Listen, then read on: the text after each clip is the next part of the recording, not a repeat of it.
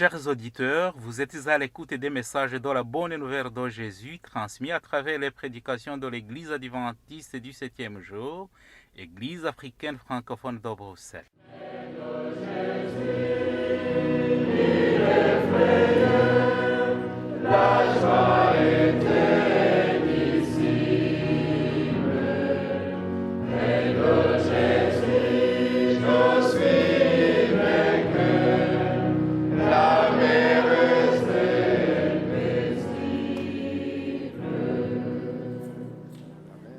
C'est ainsi qu'a commencé la bonne nouvelle de Jésus-Christ, le Fils de Dieu.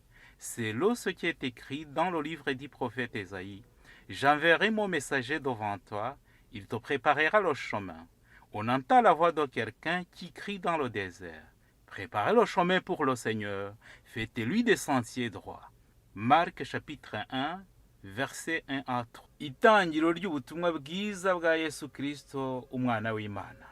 Nk'uko byanditswe n'umuhanuzi Yesaya, ngo nuko ndenda gutuma integuza yanjye mbere yawe, izatunganya inzira yawe. Ijwi ry'urangurira mu butayu, ati nimutunganye inzira z'Uwiteka, mugorore inzira ze. Mariko igice cya mbere, umurongo wa mbere kugeza ku wa gatatu.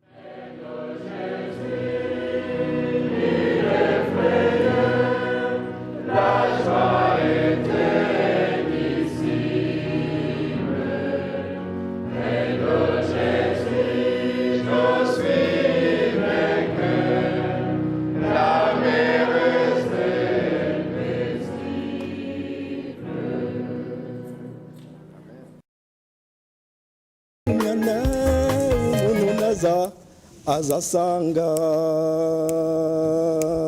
kwizera kukiri mwisi isi y'Imana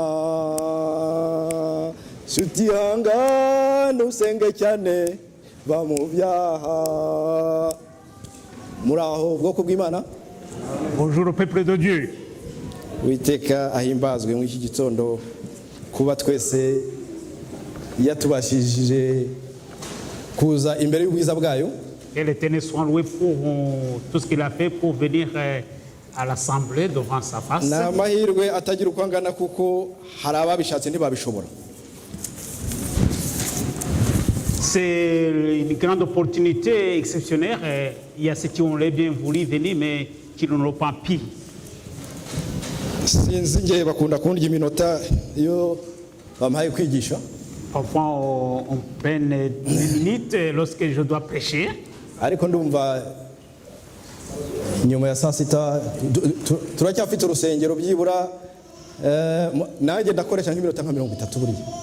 Et je sais que déjà dans l'après-midi nous avons le droit à l'église, ce qui veut dire jusqu'à midi plus on aura le temps d'en parler. Nongeye gushimira mwene data Jean-Luc uturirimbiye indirimbo nyine tubaza niba igihe umwana w'umuntu azasanga kwizera kukiri mu isi, ariko kandi ihumure ngo dusenge cyane tuve mu byaha igihe azazira azasange twiteguye. Je remercie notre frère Jean-Luc qui vient de nous interpréter un chant qui nous parle si le Fils de Dieu lorsqu'il viendra est-ce qu'il trouvera la foi dans ce monde, que Dieu nous aide pour se préparer. Ntegura iki cyigisho wagira ngo naye twavuganye n'ubundi ni kiza kurebana n'igihe cyo kubana n'Imana dusenga.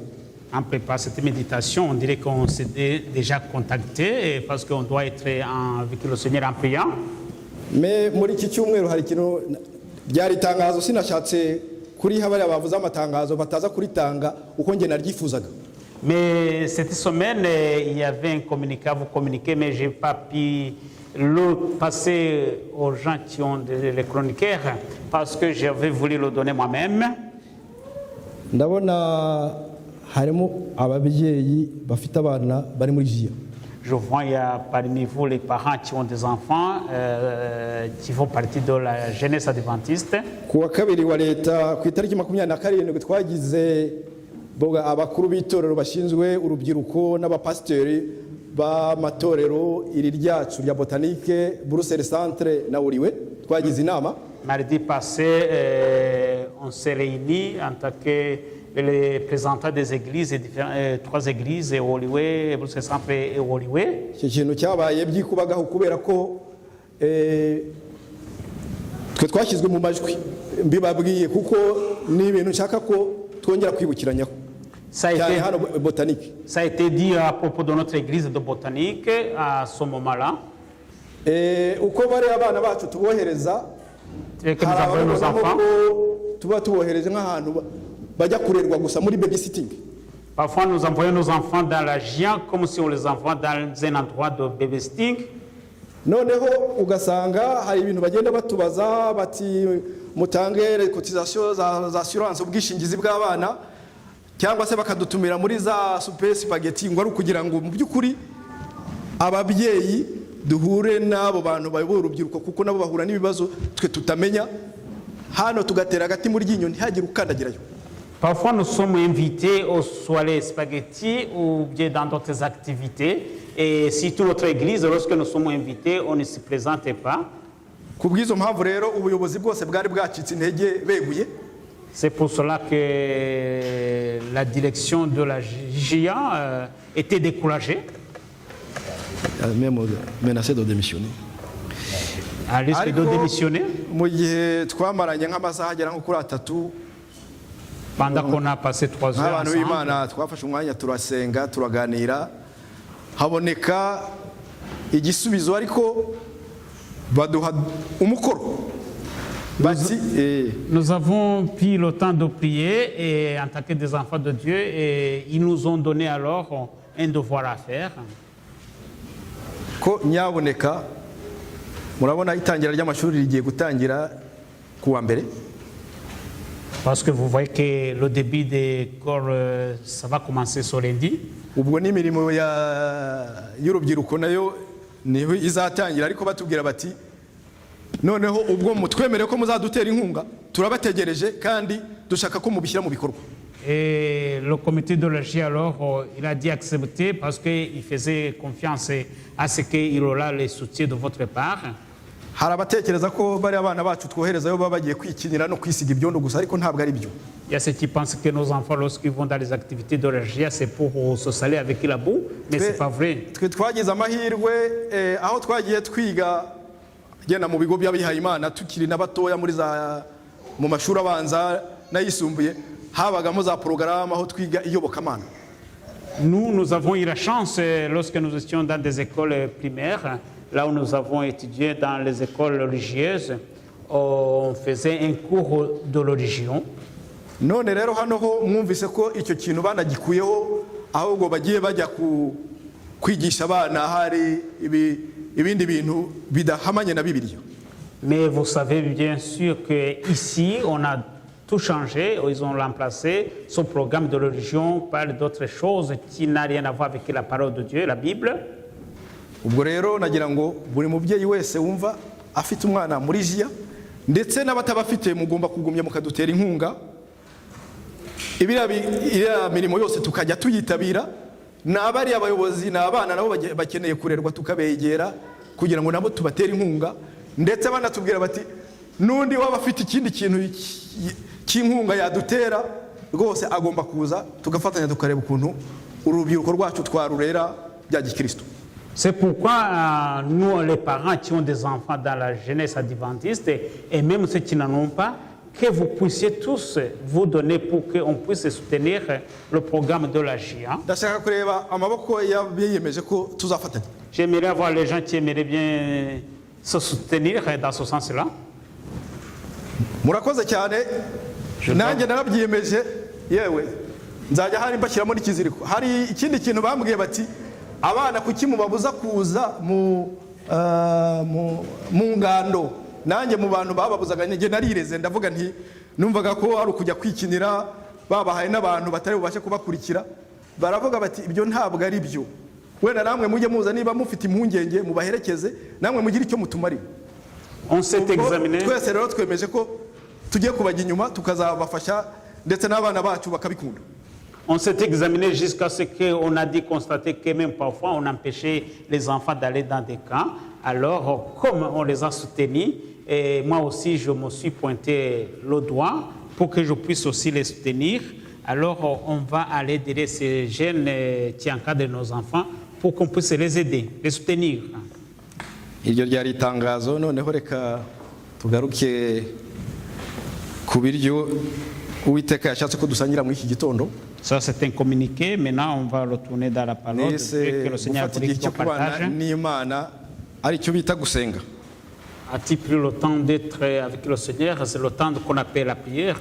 Gitegura nifashije kano gatabo cy'umugabo witwa Bill Hybels, aho harimo ikibazo kitubazwa ngo kuba duhugiranye ntitubone umwanya wo gusenga. En préparant cette méditation, je me suis alimenté par un livre de Bill Hybels. Là, on est très occupé pour ne pas prier.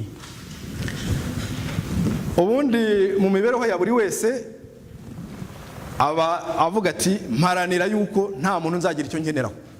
Bon, dans la vie de chacun, chacune, on se dit de ne rien avoir envie de quelqu'un, d'être soutenu par quelqu'un d'autre. Ariko noneho murabizi kubw'intege nke zacu buri wese agira uwakenera. Mais à cause de notre faiblesse, on a besoin d'un soutien quelque part.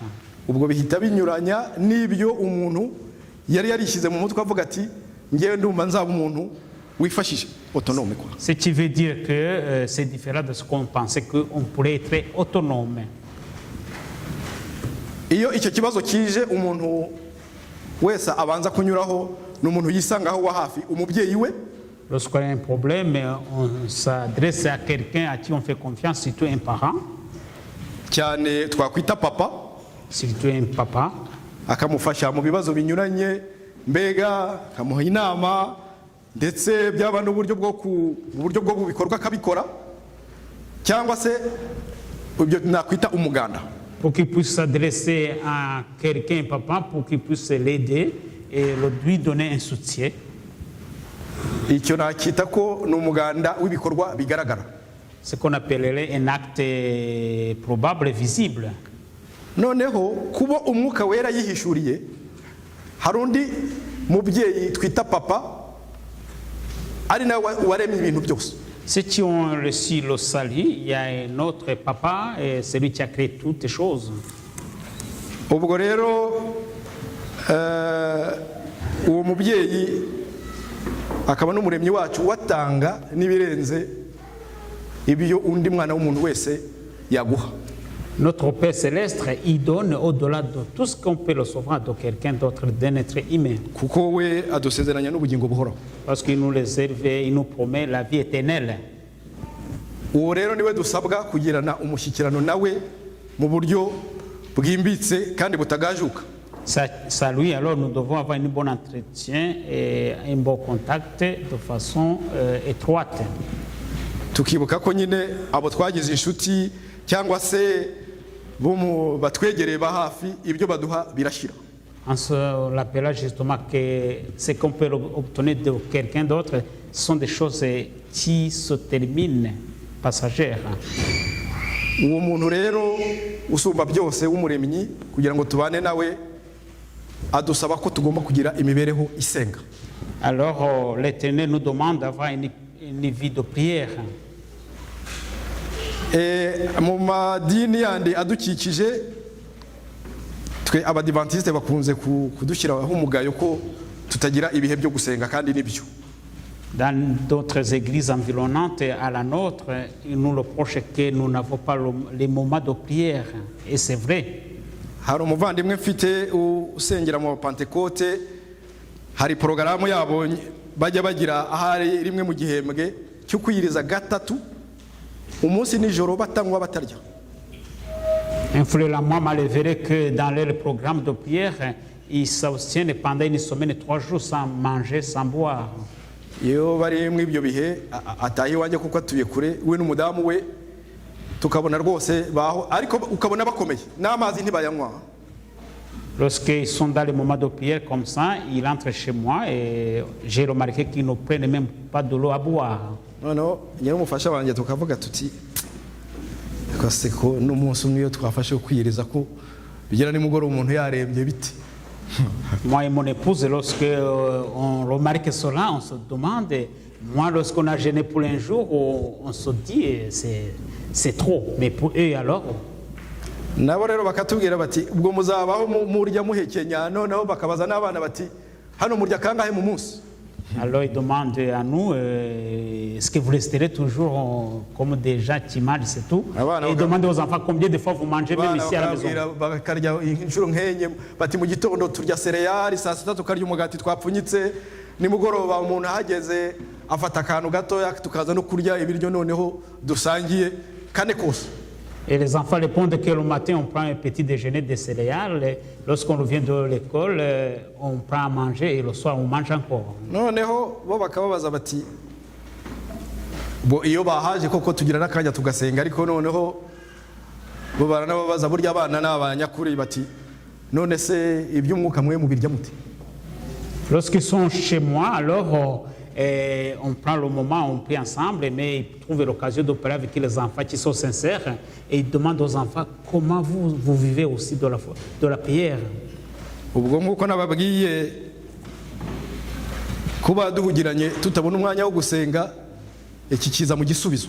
Comme je vous l'ai déjà dit, être préoccupé et ne pas trouver le moment de prière, ça devient une réponse.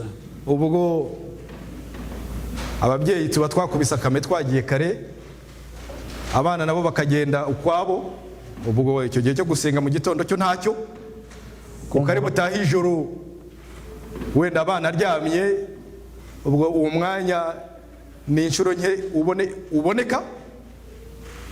Comme vous le savez, tous les matins on se levait très tôt pour aller au travail et en rentrant on n'a pas le temps même pour la prière. Le matin surtout on ne prie pas.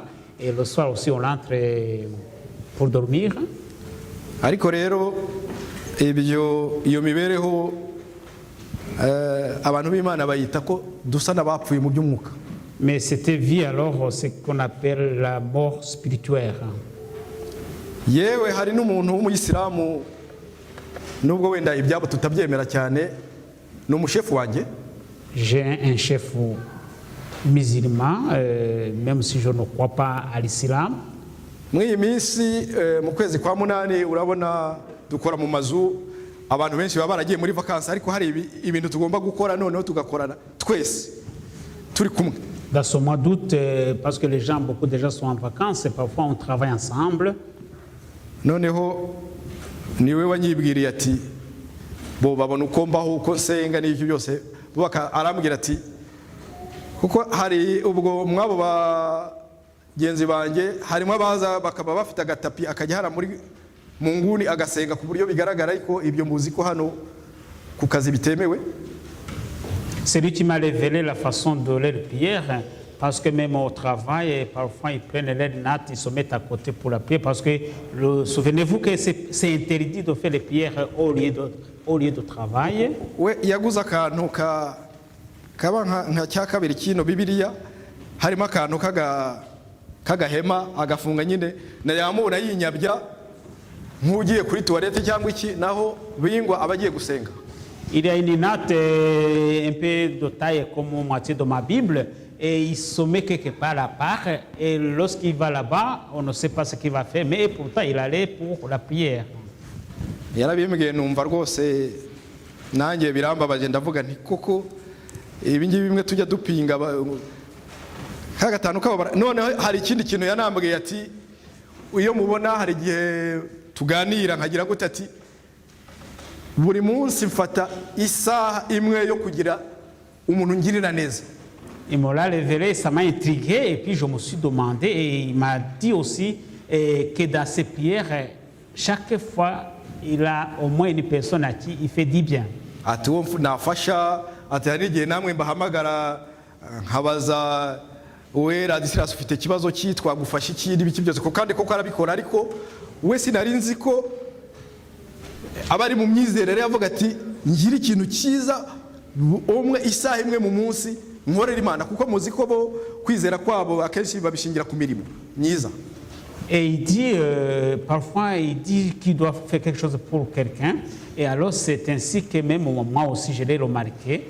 Et dans sa prière, il dit au moins une heure, au moins que je puisse prier, en fait de pouvoir aider au moins une personne.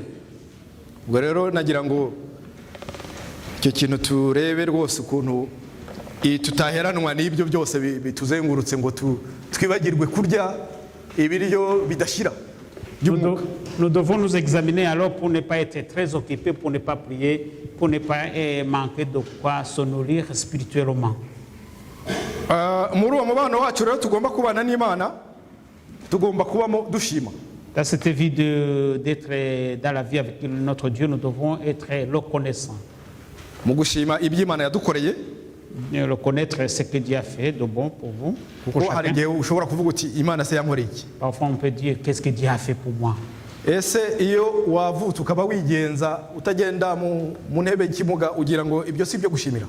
Est-ce que le fait que tu marches sur tes pas, sur tes pieds, sans être dans une chaise roulante, est-ce que tu ne devrais pas trouver l'occasion de dire merci à Dieu? Muri isi hari abantu benshi batazi gusoma. Se kuba Imana yarakubashije gusoma ukaba wakwiyobora ahantu wageze ngo ntabwo ibyo bigomba gushimirwa. Dans ce monde, il y a des gens qui sont analphabétiques, qui ne savent pas lire ni écrire. Est-ce que ce n'est pas une occasion de dire merci à Dieu? Mbese iyo umwana wawe avuye mu rugo wowe hari tubahana amaGSM atize kumpamagara n'ibyo ukabona aragiye aragarutse, ntabwo ari ibintu byo gushimirwa? Est-ce que quand ton enfant part, bien qu'on lui donne un téléphone de communication, et quand il part, il revient, est-ce qu'il ne devrait pas dire merci à Dieu pour ça? Non, tugashima n'ibyo izadukorera. Nous devons aussi être reconnaissants, dire à Dieu aussi ce qu'il fera pour nous. Kuko buri muntu wese ubaho mu migambi yagira imishinga avuga ati nzakora ibi nzakora ibi. Parce que chacun, il a toujours des objectifs en disant je ferai ça et ça. Umunyeshuri ati Mana uzampe gutsinda, umukozi ati uzampe amahoro ku kazi, ndetse yaba amahoro ayafite ati Mana wampaye bakananyongeza umushahara. Un élève dit dans sa tête que je puisse avoir le succès des études, et le travail aussi, il disent que je puisse trouver un bon salaire. Ikindi tugomba gukora kuwo muremyi wacu tugomba kumuhimbaza. Nous devons aussi rendre gloire à Dieu. N'uburyo bwo gusenga ndi kubabwira. C'est la façon de prier. Imana yonyine niyo yo guhimbazwa, ariko uko bigaragara muri iyi minsi ishyira imperuka ahubwo nitwe twihimbaza. C'est à Dieu seul que nous devons rendre gloire, et malheureusement dans les derniers jours nous nous glorifions nous-mêmes. Ukagenda ukicara ugashyira akaguru ku kandutsi urakoze Mana. Ubwo n'umuntu twavuze ko aba turi kuvugana n'abantu tuvuga ko hari akantu gake kakamuri babonye twitwa ko turi abantu b'Imana dusenga. Uti Imana rwose iyi nzu ndayigushimiye, iyi modoka wampaye n'ibiki byose, amen. Ubwo iryo sengesho ryawe wenda rigahora buri munsi ari uko nguko akanya wabonye nabwo kakanya kangana urwara wabonye. Ça, c'est les gens qu'on retrouve ici qui nous montrent une lumière de prière. Nous, quand nous prions, parfois, on prie une petite, quelques minutes simples, et nous ne parvenons pas à s'exprimer tout. Muko kwihimbaza ni bya bintu nyine byo kwishyira hejuru kumva ko hari icyo uri cyo kandi ntacyo. Nous nous glorifions, croyant que nous sommes les gens de valeur bien importants, et pourtant nous ne sommes rien du tout. Muko gusenga kwacu turanasaba. Tugomba gusaba. Dans nos prières, nous devrons aussi trouver le moment de faire les demandes. Musabe muzahabwa, mukomaga muzakingurirwa, ariko musaba mwizeye. Car la parole de Dieu nous dit que demandez, vous recevrez, frappez, on vous ouvrira, mais priez avec foi. Ariko rero muko gusaba kwacu hari igihe dusaba nabi nitunasubizwe, kuko gusaba kwacu kugomba mushingira ku bushake bw'Imana, tugasaba ibintu koko Imana izaheshwa mu icyubahiro. Mais parfois nous prions, mais nous ne sommes pas exaucés parce que nos prions seront nos volontés, nos soucis, et pourtant nous devrons prier pour que on pourra glorifier le Seigneur aussi. Iyo turi muri iyo mibereho rero isenga tuba tugoswe n'imbaraga z'Imana. Lorsque nous sommes dans la vie de prière, nous sommes environnés par une force de Dieu. Wenda hariya badushyira hariya Abafilipi igice cya 4 umurongo wa 6 n'uwa 7. J'aimerais qu'on puisse projeter le Abafilipi igice cya 4 umurongo wa 6 umurongo wa 7. Philippiens chapitre 4, 6 et 7. Ni ibintu Paulo yandikiye abantu b'i Filipi ababwira ati ntimukiganyire C'est le message que l'apôtre Paul a écrit aux Philippiens en disant ne vous préoccupez pas de trop, de quoi que ce ati soit. ntimukagire icyo mwiganyira ahubwo ibyo mushaka byose bimenywe n'Imana mubyingingiye kandi mushima. Mais il dit que tout ce que vous demandez, demandez-le en glorifiant le Seigneur. Hari ubuhamya nakuye muri aka gatabo k'umuntu wari ukiri mutoya wapfushije umubyeyi we yaragikeneye. En lisant son livre, j'avais lu un témoignage de quelqu'un qui a perdu un parent à bas âge. Ubwo ni umuntu wari nko mu kigero cy'imyaka 40 ariko afite umwana w'umusore. Il avait à peu près 40 ans, il avait un jeune garçon. Noneho apfa by'impanuka azize ikibazo cy'umutima. Et il est mort par une crise cardiaque. Noneho igihe uwo mwana kandi yumvaga ari umuntu wizera yari ari mu nzira ajya kureba aho nyina yari atuye nyine agenda arira ariko ndetse abaza n'Imana ati koko n'ukuntu ngukunda n'ukuntu mbana nawe none ni ibiki unkoreye. C'était un enfant qui avait la foi en Dieu, alors en chemin en pleurant il disait Seigneur, et la façon je t'aime, voilà ce que tu me rends. Ariko aho yageze mu gicuku aguye agacuho yaje kugira inzozi. Lorsqu'il est arrivé à bâtir dans la nuit, il est tombé en sommeil. Hanyuma yumva ijwi ryongorera ry'ihumure rimubwira ngo humura ndabishoboye kandi ndaguhagije. Et en songe, j'ai entendu la voix qui disait ne te fatigue pas, je suis là pour toi, pour tout. Reka gushidikanya ahubwo ungirire icyizere. N'ayez pas de doute, au contraire, fais-moi confiance. Uko guhumurizwa n'Imana rero mu icyo gihe cy'umubabaro n'amarira uwo musore yahakuyemo imbaraga zo kumva koko atari wenyine. Dans cette façon d'angoisse et de pleurs, le garçon s'est ressenti qu'il n'était pas tout seul. Yumvise ko atatereranywe nk'umusare uri hagati mu nyanja irimo imiraba kandi adafite cya cyuma bita busoro cyo kumuyobora aho ajya. Il a compris qu'il n'est pas seul dans la mer. Là, il n'a même pas le boussole pour s'orienter. Nari mbabwiye mu kanya yuko iyo turi mu ibyo bihe dusenga tuba dufite tugoswe n'imbaraga z'Imana. Ikindi kintu nababwira nuko mu ibyo bihe byo gusenga tubwirwa yuko ari ubutunzi harimo ubutunzi bwinshi. Je vous disais justement que lorsque nous sommes dans cet environnement de prière, nous reconnaîtrons qu'il y a une richesse extraordinaire. Harimo amahoro yo mu mutima. Il y a la paix du cœur.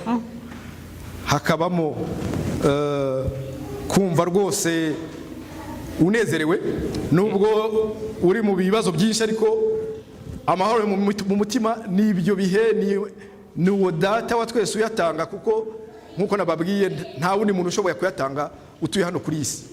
Tu te retrouves dans ces moments de prière avec joie, avec la paix du cœur, parce que tu ne trouveras pas personne qui pourrait te donner une paix semblable. Iyo wageze mu urwo rwego rero icyo gihe bikurinda kwiyandirisha iby'isi. Lorsque tu es dans cet environnement de prière, tu ne salis pas avec les choses mondaines.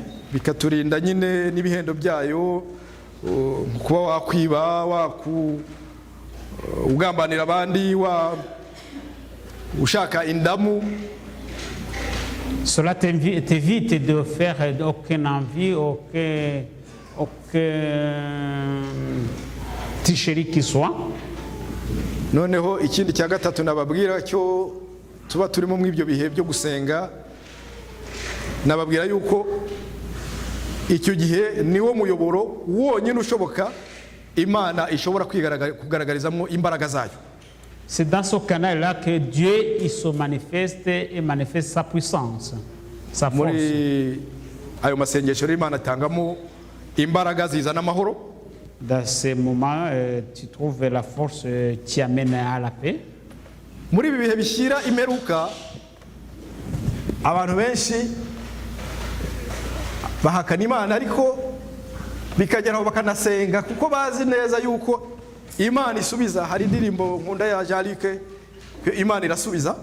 Dans ces derniers jours de la fin, parfois les gens ils trouvent parfois un moment de prier. J'ai mis un chant que notre frère Jacques chante disant que Dieu est bon.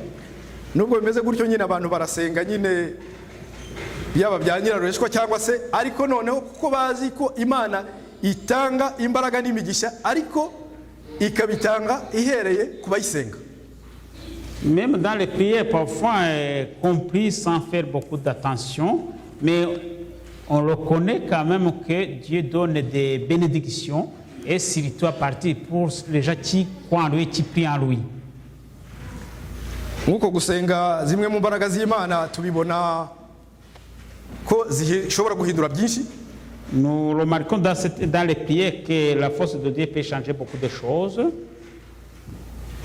Nko kudutsindira ibigeragezo ndetse no kutuneshereza bimwe mu bibazo duhura nabyo muri iyi minsi ya nyuma. Pour vaincre les tentations et les choses qu'on rencontre dans la fête des temps. Gusenga gukiza indwara. La prière guérit les maladies z'imibiri ndetse n'iz'imitima. Spirituelles et morales, physiques. Bishobora no binakemura bimwe mu bibazo by'urushako. Ça résout même certains problèmes de conjugaux. Ndetse n'ubukene tutabwibagirwe n'inzangano. Même la haine aussi disparaît par la prière. Hari umuntu wavuze ati iyo turi mu murimo tuba dukora. Il y a quelqu'un qui a dit lorsque nous sommes dans l'œuvre, nous travaillons. Atariko iyo dusenga Imana ibikora mu mwanya wacu. Mais quand nous prions, Dieu il travaille à notre place. Iyo turimo dukora. Lorsque nous travaillons, tuba turi mu murimo nyine ariko noneho iyo turimo dusenga Imana ibiri gukora umurimo wacu. Quand nous sommes occupés au travail et en priant, Dieu s'occupe aussi de notre travail. Lorsque nous prions, Dieu s'occupe du travail que nous devrions accomplir. Noneho nimwumva ukuntu ya mirimo twakoraga twijujuta inatunanira tukaba noneho turimo dusenga Imana itanga byose ari iri kubikora kandi ibikora neza bikanatungana. Kuki dugumya kwivuna kandi Imana itubwira ati nimubimpereze ngiye mbibakorere. Remarquons alors comment lorsque nous sommes dans la prière, Dieu s'occupe de nos besoins et alors parfois quand on travaille on se lamente. Et alors pourquoi continuerons-nous de se lamenter alors que Dieu est capable de travailler à notre place? Hari igihe umwana w'umuntu yita umunyabwenge ariko ubwenge bwe no gupfapfa kuko ntabwo tuzi kwihitiramo ibyiza. Parfois l'être humain est quoi intelligent et pourtant il est insensé parce qu'il ne sait pas choisir. Hari izindi ngero nk'ebyiri nshaka ko tureba z'abantu bahawe imbaraga mu gihe gikwiye. Iyo turebye hariya mu gitabo cyo kuva igice cya 17 umurongo wa 8 kugeza kwa 13. Dans Exode chapitre 8 17 umurongo wa 8 kugeza kwa 13. Exode 17 verset 7 jusqu'à 9. Buri wese asome mu rurimi yumva neza. Que chacun puisse lire dans la version qui lui convient. Ariko hariya batubwiramo igihe Abisirayeli bari hariya mu butayu bari mu nzira igikanani nyine mu bibazo bahuraga nabyo. Et dans ce passage-là, on nous raconte l'épisode des enfants d'Israël lorsqu'ils étaient dans l'épreuve au désert. Bari ingabo uduhumbi n'uduhumbi b'Abameleki barabatera ariko Mose n'abo bari kumwe bafata igihe cyo gusenga Imana ibaha intsinzi. Ils étaient des milliers et puis ils ont été attaqués par les Amalek et Moïse avec qui ils étaient ensemble, ils ont pris le temps de prier, ils ont gagné la bataille. Muko gutsinda kwabo nta nubwo umuntu yabyita n'ibikino kuko Aroni na Uri bafataga amaboko ya Mose gutya basenga ariko dans les victoires alors on se souviendrait que Aaron tenait les mains de Moïse dans la prière. Mu ngabo nke bari bafite abanzi babo bari imbere batabarika bakaneshwa kubera izo mbaraga imana inyujije mu isengesho ry'abana bayo.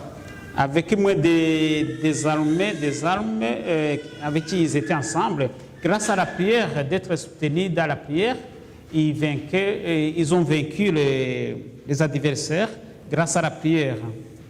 Ariko ibyo ntimukajye mubyumva ko ari amateka kuko bamwe nigeze ntangira kumva bavuga ngo iyi Bibiliya ngo ibirimo ngo sukuri ngo nifasha nyigisho. Ni ijambo ryahumetswe n'Imana. Faisons attention parce qu'il y a des gens qui critiquent la parole de Dieu en disant que ce sont des choses qui ont été écrites pour écrire, mais plutôt c'est la parole qui a été inspirée par Dieu. Izindi ngero ebyiri nabaha turazibona hara muri Daniel igice cya 6 umurongo wa 11 kugeza 23 ntabwo turi basome. Dans Daniel 6 verset combien? Daniel 6 umurongo wa 11 kugeza 23. Daniel 6 verset 11 jusqu'à 23. Ni hariya haduha igitekerezo cya Daniyeli mu rwobo rw'intare. Ça nous donne l'histoire de Daniel dans la fosse au lion. Itegeko ry'ikubagahu riratanzwe babuza abantu gusenga, ariko ahubwo Daniyeli we akuba gatatu igihe yasengaga. Ça a été donné, l'ordre de ne pas prier, et pourtant Daniel a pris le temps de prier 3 fois par jour. Ntekereza yuko none se niba twebwe tuvuga ko nyine tutabona umwanya wo gusenga, igihe noneho tubibujijwe ahubwo banza twaba dushyizwe igorora. Alors nous, si nous disons que nous n'avons pas le temps de prier, alors si on va nous interdire la prière, Satani akaza akakubwira ati niba itegeko ryasohotse wajya kwiteranya n'ubutegetsi ushaka iki wabyihoreye. Satan alors va te dire le fait que la loi est déjà promulguée que vous ne devez pas prier, pourquoi te préoccuper toi de prier alors que la loi l'interdit? Ariko ijambo ry'Imana ritubwira yuko igihe cyo gutotezwa kitari kure. Mais la parole de Dieu nous dit que le moment de persécution n'est pas encore arrivé. Ko iki gihe kitari kure, ariko noneho se igihe tukiri mu mahoro asesuye nitutitoza ngo tuba twafashe ibivumbikisho, iki gihe ni cyiza niho tuzabitangira. Alors si nous nous occupons pas dans les moments là où la prière est possible, est-ce que lorsqu'il y aura le moment de persécution, ça sera facile pour nous? Harimo abari gusinzira reka mbaririmbira akaririmbo. Je vois déjà qui en sont en prière. Ngoma y'umwami Dariyo ubwo yakundaga Daniyeli yamugize umutware mukuru mu gihugu cy'i Babuloni. Abatware bakuru batangira kumugirira ishyari bati mwami nyagasani, Daniyeli wa mugabo wakundaga, erega mwami ntakwitayeho. Bakabutse? Hanyuma nubwo ibihe icyo gihe byari bikomeye, même quand les moments étaient difficiles, kubera gushikama kwa Daniyeli no kwizera imbaraga z'Imana, yaravuze ati ibyo rwose nimushaka mungirire vuba, kandi barabikoze, intare ntacyo zamutwaye. Amen. Amen. Par la prière de Daniel et la foi qu'il avait en Dieu, et dans la fosse au lion, les lions ne l'ont pas touché. Ahandi tubona igitekerezo nacyo kirebana na Daniyeli na bagenzi be mu gice cya 3 umurongo wa 13 kugeza ku 20. Et dans Daniel chapitre 3 également, nous y trouvons un autre passage magnifique. Hariyaho ni Daniyeli na bagenzi be imbere y'itanura ry'umuriro. Là où Daniel et ses compagnons étaient à la fournaise ardente. Hariya ni igihe basabwaga n'umwami Nebukadinezari, gutegekwa na Nebukadinezari ko bagomba kurabya kiriya gishushanyo yari yarakoze. Lorsqu'ils avaient été obligés d'adorer la statue que Nebuchadnezzar avait érigée, abo bahungu baravuze bati niyo byaba gupfa ariko bakangisha bati iyo mana yanyu tuzareba ko izabakiza amaboko yanjye n'uriya muriro. Alors ils ont dit, alors on verra si le Dieu va vous épargner cette fournaise ardente. ndetse bati nimwongeze inshuro zingahe ubwo wenda ni nk'inkwi bongeragamo kugira ngo wake cyane urushe kubatera ubwoba. Alors ils ont alimenté encore le feu pour qu'ils puissent avoir peur. Ariko bari abasore uko ari bane, Daniel, Shadrach, Meshaki na Abednego, bajugunywe mu itanura ry'umuriro, bavamo nta n'umwotsi ubacumbaho. Mais les 4 jeunes, Shadrach, Meshach et Abednego, ils ont été jetés dans la fournaise ardente, mais aucune fumée n'a été ressentie sur leur corps. Ibyo rero ntimugire ngo byarizanye, ni uko bari barafashe ibivumbikisho babana n'Imana, bazi ubushobozi bwayo. Cela n'est pas venu subitement comme ça, mais c'est parce qu'ils avaient entretenu une relation avec Dieu et ils savaient à qui ils croyaient et la puissance divine. None se twebwe turatinya iki? Et nous, qu'est-ce que nous craignons alors? Nababwira ko iki ni igihe cyo kongera tukisubiraho tukiyinira. C'est le moment de s'examiner encore. Kugira ngo mw'ibyo bihe bibi biri imbere bidutegereje bizasange tutakira abana ahubwo dusigaye twarakuze mu by'umwuka. Pour que nous nous préparons pour la vie qui sera difficile et que nous serons fortifiés dans la foi. None se hari udashaka kujya mu ijuru, ndashaka kureba abantu bashaka kujya mu ijuru. Y a-t-il des gens qui n'aimeraient pas aller au ciel? J'aimerais les gens qui aimeraient aller au ciel. Kandi baratubwira ngo gusenga bikingura ijuru. Et nous savons que la prière ouvre les portes du ciel. None se ko tudashaka gufata urufunguzo rizikingura? Alors si nous ne voulons pas prendre la clé, est-ce que le ciel va s'ouvrir tout seul?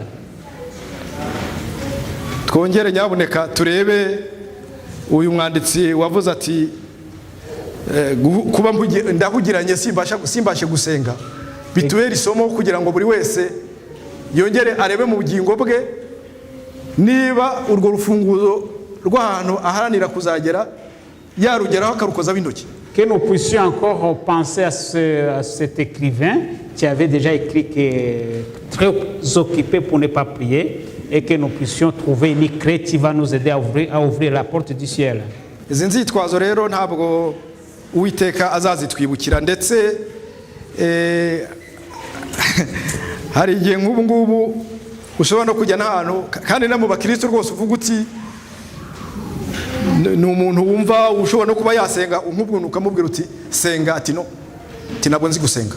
Des excuses ne seront pas reconnues devant le Seigneur. Même les gens soi-disant croyants, chrétiens, à qui on peut demander faites-nous une prière, mais ils disent non, je ne peux pas parce que je ne sais pas prier.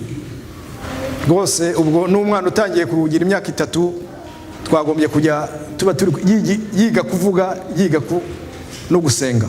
Et pourtant nous devrons aussi apprendre à un enfant même à 3 ans d'apprendre à prier.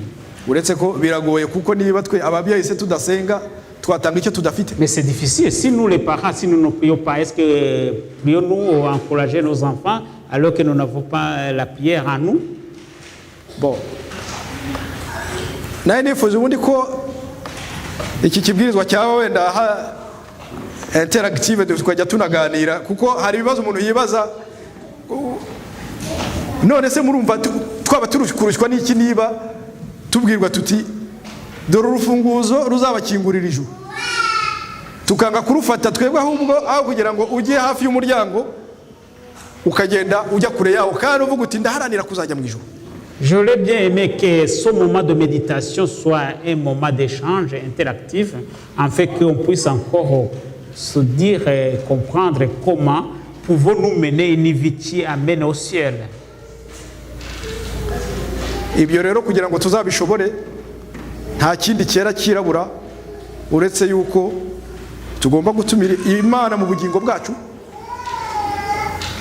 Pour y arriver, pour trouver le moment de prière, on ne fera aucune autre chose qu'inviter le Seigneur pour qu'il puisse être dans notre vie. Iyo twiswe ngo turi abakristo ni ukuvuga abakristo bagomba kugira imico ye. Si nous sommes appelés les chrétiens, nous devrons être des chrétiens de son caractère. J'aimerais avoir les mains des chrétiens. Les chrétiens qui sont là ici. abakristo bari hano ndashaka kureba amaboko yabo. Les mains des chrétiens qui sont dans l'assemblée. Ubwo rero niba turi abakristo, Si nous sommes des chrétiens, tugomba kwemera kugira imico ya Kristo kuko nawe yabagaho mu buzima busenga. nous devons alors avoir le caractère de Christ parce qu'il avait une vie de prière. Tukaganira na papa usumba byose tukamubwira tukamutetaho kuko azabyuha ibyo dukeneye byose. Et nous aurons l'occasion de nous entretenir avec notre Père céleste parce qu'il nous donnera ce que nous avons besoin. Kugira ngo igihe kitazagera tukavuga ngo tukaririmba ya ndirimbo ngo igihe nataye ndindagirira muri iyi si kandi nta kintu tutamenye. Pour que nous ne chanterions pas le cantique disant que nous avons trimballé dans la terre sans rien y trouver. Iri sezerano riratubwira ngo musabe muzahabwa kandi mukomange muzakingurirwa. La paix nous dit que demandez, vous recevrez, frappez, on vous ouvrira. Kandi Yesu akongera akatubwira ati dore mpagaze ku rugi rw'umutima wawe ndakomanga. Et Jésus dit, je me tiens à la porte et je frappe. Nunkingurira nzinzira iwawe dusangire n'ibibazo tuzabisangira. Si tu ouvres la porte, j'entrerai chez toi et je souperai avec toi et je partagerai tes souffrances. Ariko kubera ko we ari we muti w'ibisubizo, Comme c'est lui la solution des problèmes, ninjira ibyo byose byaturushaga azabihinduramo ibisubizo byiza kandi bishimishije Imana. il entrera en nous, alors il changera nos problèmes et nous trouverons des solutions qui sont meilleures. Uwiteka rero atugire neza muri iki gitondo atwibutse aya masezerano. Que Dieu nous aide alors, nous la Père, ses promesses. Kugira ngo mu masaha yacu 24 y'umunsi tujye tugiramo igihe tugenera Imana yacu yo kubana nayo. Pour que nos heures de jour 24 heures, nous trouvions aussi un temps de nous entretenir avec notre Dieu. Twe kuba nka cya gisiga kimena inyinda kuko nitubigi ibisambo kwa masaha 24 Imana tukayimamo umwanya wayo, ubwo nta bugingo tuzabona, tuzaba twiyimye byose. Pour que nous ne serions pas comme l'autre qui s'est privé et qui s'est empêché de bénédictions.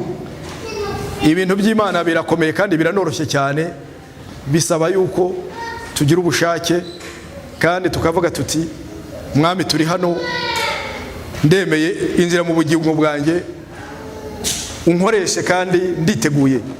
L'œuvre de Dieu c'est facile, on peut dire tout simplement je suis là, je suis prêt, utilise-moi. Imana idufashe kandi tugire neza mu izina ry'umucunguzi wacu tubyambaje twizeye. Amen. Que le Seigneur nous aide et nous prions au nom de Jésus. Amen. Prions. Mwami Imana muremyi wacu kandi utwitaho uko bukeye nuko bwije. Notre Dieu, notre Créateur qui se préoccupe de nous chaque jour. Uri umwanya abana b'abanyabyaha ariko wishimira tumaze kumva imiburo uduha. À ce moment, nous, en tant que tes enfants pécheurs, mais que tu aimes, nous venons d'être avertis. Kwa kenshi twibwira ko dukora ibizatugira umumaro ariko tukaba dusa naho turi impumyi tutareba ibyiza ahubwo tugahitamo ibibi. Parfois, nous croyons que nous faisons des choses utiles pour nous et pourtant, ça n'a pas d'importance. Ariko mwamushimwe kuko utatureka ukagumya kutwegera ukatugira inama y'uburyo twarushaho kubana nawe. Mais tu es un Dieu d'amour, un Dieu qui s'approche de nous, qui nous aide à vivre avec toi. Tuzi ko mwami uri Imana y'icyubahiro kirengeje. Nous savons que tu es un Dieu de gloire extraordinaire. Ariko urukundo dukunda rwatumye wemera guca bugufi uraza uratwegera ndetse uratwitangira. Mais l'amour que tu nous as manifesté t'a poussé à s'abaisser jusqu'à mourir pour nous. Kugira ngo tutazapfa buheriheri watugiriye n'inama yuko twagufata nk'umujyanama. Pour que nous ne mourions pas éternellement, tu nous conseilles de te prendre comme un bon conseiller. Kugira ngo tugutumire mu mitima yacu uyihindure. Pour que nous t'invitions dans nos cœurs pour que tu les changes. Kuko ijambo ryawe ni rigera kandi uvuga ko nta munyabyaha uzabaho iteka n'iteka. Ta parole est sainte et il nous dit que le pécheur ne vivra pas éternellement. igihe rero tugihumeka turakwinjiza kugira ngo ibyo tubishyire mu bwenge bwacu maze uduhindure bundi bushya. Pendant que nous vivions, alors donne-nous la sagesse de mettre cela en pratique et que tu nous changes. Mu gihe ukidutije ubuzima utwungura ubwenge maze duhinduke ibikoresho byawe bizima. Pendant que tu nous prêtais la vie et que tu nous transformes et que nous serions aussi des outils de valeur. Mwami dukunze kugira inzitwazo yuko tutabona umwanya wo kubana nawe. Seigneur, nous avons des excuses que nous n'avons pas le temps d'être avec toi. Ariko nyamara igihe duta mu bitagira umumaro ikibarika. Mais pourtant le temps que nous gaspillons dans des choses mondaines. Uduhe rero imbaraga zo kubasha kubinesha kugira ngo Mwami tuguhe umwanya ugukwiriye wo kugushima no kuguhimbaza. Nous te prions alors de nous donner aussi la force de s'abstenir de ces choses afin que nous trouvions le temps de te rendre gloire, de te louer. Turakwinjiza rero kugira ngo uzuture mu bugingo bwacu. Nous te prions pour que tu puisses habiter dans nos vies. Sabira abari hano ndetse n'abatari hano, hari abatabonetse ku buryo bw'uburwayi. En prière pour nos chers qui sont ici, ceux qui ne sont pas ici et ceux qui ont été empêchés par des maladies. Cyangwa se ku zindi mpamvu zo kumva ibyawe bibarambiye. Ou bien d'autres qui ont été découragés par dire que ton attente dure longtemps. Hari n'abari mu mirimo inyuranye ndetse n'abatarakumenya. Il y a ceux qui sont dans des occupations différentes, il y a ceux qui ne te connaissent pas.